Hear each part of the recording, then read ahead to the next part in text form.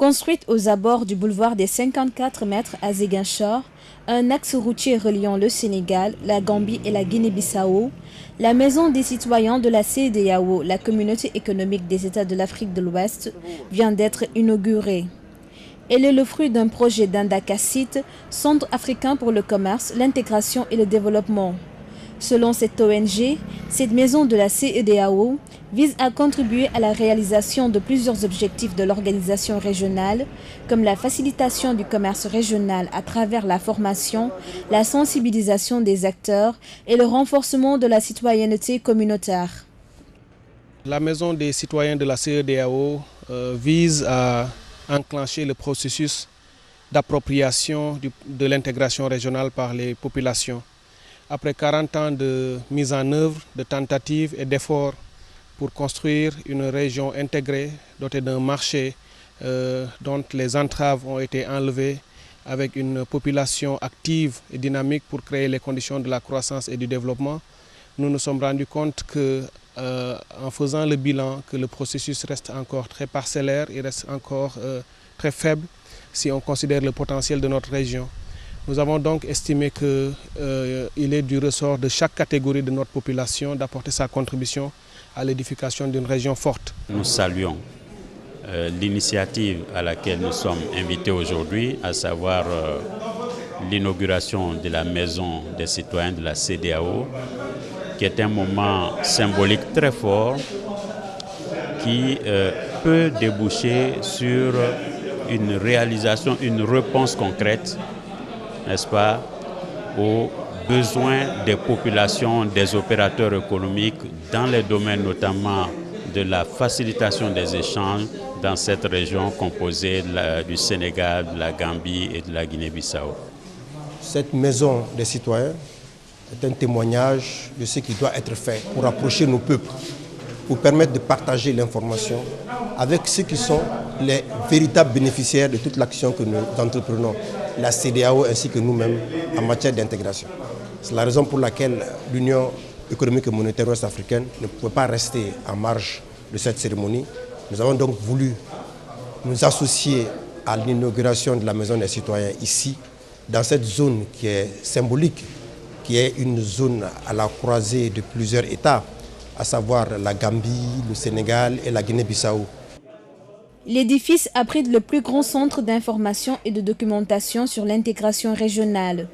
En effet, tous les textes réglementaires de la communauté économique régionale, en français, en anglais et en portugais, sont désormais disponibles dans ce lieu. La Maison des citoyens de la CEDEAO est également dotée d'une salle de réunion et de formation équipée de meilleures facilités techniques à la disposition des acteurs et associations œuvrant pour l'intégration régionale. Le coût du projet s'élève à 500 millions de francs CFA, financé par le Royaume des Pays-Bas. Nous pensons que ce projet est important car il va permettre aux acteurs de la société civile et aux acteurs économiques de la CEDEAO de pouvoir suivre l'évolution de la mise en œuvre des politiques d'intégration régionale et de voir comment ils pourront en bénéficier le plus possible. L'inauguration de la maison entre dans le cadre de la célébration de la première semaine de l'intégration de la CEDEAO qui s'est déroulée à Ziguinchor. Des journées qui ont eu pour objectif de mobiliser les acteurs de l'Afrique de l'Ouest autour de la participation des citoyens à la construction d'une communauté forte et prospère basée sur un marché de plus de 300 millions de personnes. Les manifestations se sont clôturées par un match de gala entre des équipes de football issues de la Gambie, du Sénégal et de la Guinée-Bissau. C'est la première édition d'un tournoi sous-régional que nous voulons pérenniser dorénavant. Nous y avons fait contribuer des ressortissants de Guinée-Bissau et de Gambie qui ont constitué une équipe. Nous y avons associé également les forces de défense et de sécurité du Sénégal qui ont constitué une équipe. Nous y avons associé les transporteurs et les commerçants qui se sont joints pour faire une équipe et des ASC de la ville de Ziguinchor. Aujourd'hui, nous avons assisté à une belle finale. La meilleure équipe, l'ASC Diamoral, a remporté la finale de la première édition du tournoi de l'intégration régionale. C'est une grande satisfaction pour nous. Nous félicitons cet ASC et nous voulons, à partir de l'année prochaine, pérenniser ce tournoi que nous voulons réaliser chaque année et nous souhaitons y associer encore plus d'équipes de Gambie et de Guinée-Bissau et pourquoi pas d'autres équipes de pays membres de la CEDEAO. La cérémonie d'inauguration de la Maison des citoyens de la CEDEAO a été également l'occasion pour les acteurs, notamment la société civile, les élus locaux et les officiels, de faire un vibrant plaidoyer en faveur de l'intégration régionale. Comme un leitmotiv, ce slogan de la CEDEAO des États vers la CEDEAO des peuples a été martelé dans tous les discours. Entre nos différents peuples, nous pouvons asseoir des coopérations utiles, fécondes, entre cultures locales.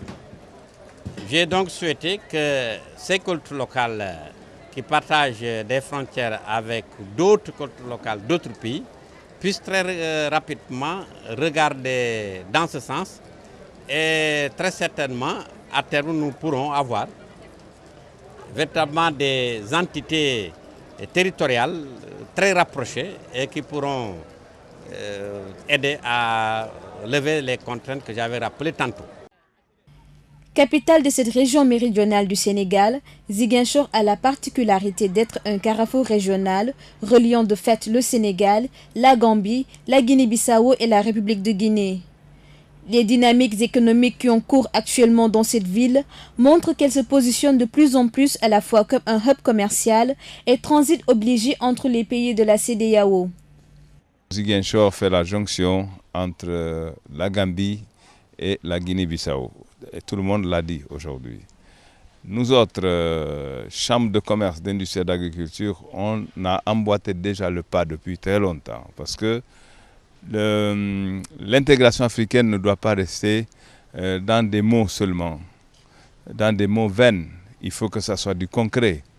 Nous sommes, on l'a vu, les gosses qui ont fait des spectacles là-bas, qui manifestent le besoin que nous sommes africains, nous restons africains, on ne peut pas se changer, et donc nous devons être ensemble. La construction d'une maison de la CEDEAO peut effectivement contribuer à renforcer la dynamique d'intégration régionale, permettant de mobiliser les acteurs de la société civile, les producteurs agricoles, les organisations socio-professionnelles, les mouvements associatifs, les acteurs du secteur privé autour des idéaux communautaires. Ça, c'est une leçon que la société civile voulait donner à tous les acteurs, à tout le monde, pour montrer qu'effectivement, cette affaire d'intégration économique appartient à tous. Chacun de nous doit activement s'impliquer et donner sa contribution. C'est-à-dire la société civile, secteur privé, etc., etc. Mais le secteur public doit jouer un rôle déterminant. Depuis 1982, la CEDEAO a pris des décisions tendant à créer un espace régional réellement porté par les populations et donner corps à sa vision de bâtir une intégration par le bas. Mais en dépit des efforts consentis depuis plusieurs décennies pour la construction de l'intégration économique régionale en Afrique de l'Ouest, les résultats obtenus sont encore bien en deçà des attentes. Certes, des pas importants ont été franchis en matière d'intégration économique régionale, mais le commerce intra-régional tourne entre 12 et 15% en Afrique de l'Ouest, alors qu'il est plus de 70% en Europe, plus de 60% en Amérique du Nord, 40% en Asie du Sud-Est et dépasse les 30% en Amérique latine. Aujourd'hui, au niveau de la CEDEAO, on ne peut pas s'entendre pour exploiter nos sous-sols. Les autres, ils viennent, ils exploitent nos sous-sols et ils nous donnent 12%. Et on ne peut pas développer nos pays avec 12%, ce n'est pas possible. Alors, c'est déjà un pas énorme. Il a des idées novatrices et tout ça, il faut accompagner. Il faut aller vers l'avant. Je ne veux pas minimiser les difficultés qui existent, notamment en ce qui concerne la mise en œuvre des protocoles communautaires qui doivent être, n'est-ce pas, pris en charge par les États, par les organisations de la société civile et par les populations. Il y a quand même une certaine facilitation, il y a quand même énormément de progrès qui ont été réalisés, qu'il faut saluer.